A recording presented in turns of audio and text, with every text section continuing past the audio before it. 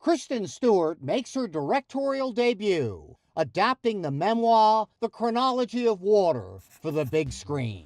It's the story of author Lydia Yuknavitch, who survived an abusive childhood. Thought about starting at the beginning. Kristen, I wanted to know why you chose this particular project as your directorial debut. When I read this book, there was a sort of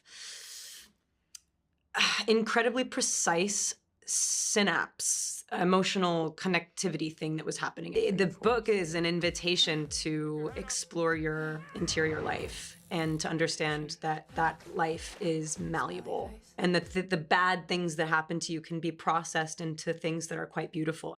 That's not how I remember it. Imogen Poots plays Lydia from ages 17 to 40.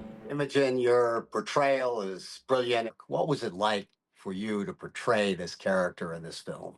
It was amazing, and as you say, like playing someone at all different ages and getting into someone's life in that way and in that depth, and being able to kind of have something to refer back to and something to that's a really special thing. Yeah, I mean, I felt like I was eavesdropping on your character's subconscious, and this disjointedness of that made it all the more real for me. Kristen, maybe you could talk to me a little bit about that as a director.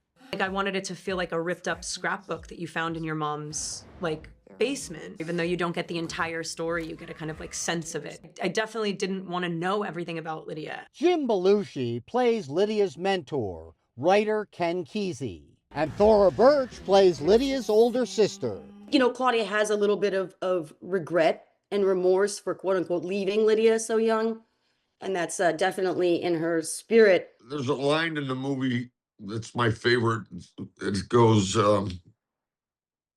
nobody is big enough to hold what happens to us. I love that line.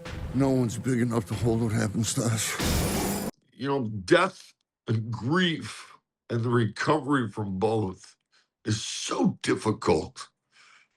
And it's so difficult to get on paper and to film and to act. And Kristen understood it. The Chronology of Water is playing in theaters. George Whipple, Spectrum News.